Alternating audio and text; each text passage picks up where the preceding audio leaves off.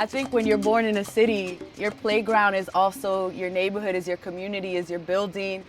So much of our neighborhood was captured in these few blocks. Everything we needed was here. This building is where my best friend lives. We used to stand on our fire escapes and like wave to each other or talk on the phone.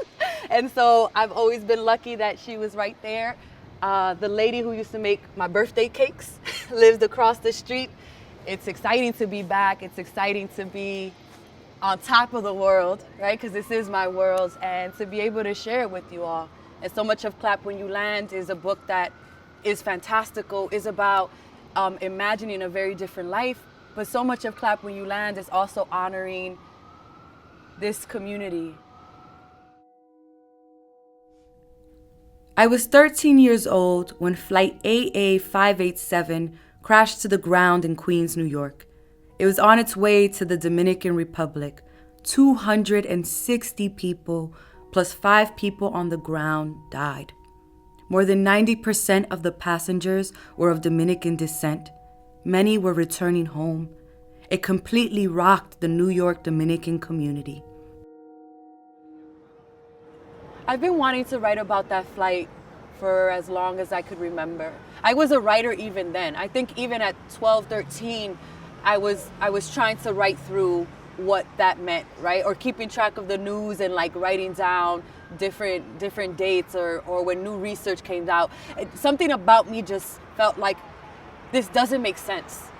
I'll say that in college, the idea of Clap When You Land came to me. I was an undergrad and I remember wanting to capture the joy of that moment when the plane first skids, right, against the runway, and you know you made it, we're okay. But that celebration, that almost communal exhalation on the plane of like releasing the breath that you didn't even know you'd been holding. And at some point, these two ideas kind of came together. It is that exhale, it is that joy. But also, what does it mean to mind memory, to think through the days and the moments that didn't end up with that joy, that didn't end up in celebration, and can we honor the morning?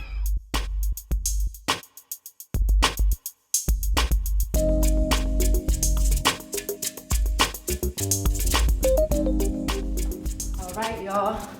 This right here, this is me. Y'all ready? Welcome to my house. This is where I grew up. This is my dad. Hey, Pop. ¿Cómo tú estás? Bien, bien. My mom. 41 years. 41 years in this same apartment where me and my siblings were raised and where my parents still live. This is me after my first poetry slam, where I made the team and both my brothers came. You see all our high school graduation pictures. She wants you to know this is when she was 20 years old. She's popping. I love pictures, you could tell. This is a picture day picture. Oh.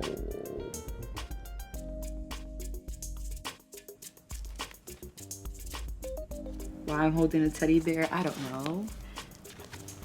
Gotti, who is my best friend, who Gotti Dalvin, the Poet X, is named after her. And then this picture is me with my cousins, and this is the first summer that I went to DR by myself. I went when I was 6 months old, so I was really young. And these are still my closest cousins, right? Like they were like the sisters I had over there. If Gotti was a sister I had here, who lived across the way, these were the cousins that were really like the siblings who were in a slightly farther place. The world only pays attention to you when you're a vacation destination.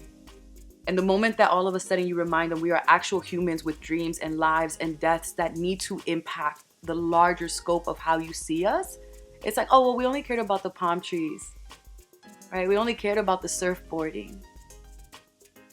And so I think that Clap When You Land was trying to think about, like, how do you view places that are just your playground?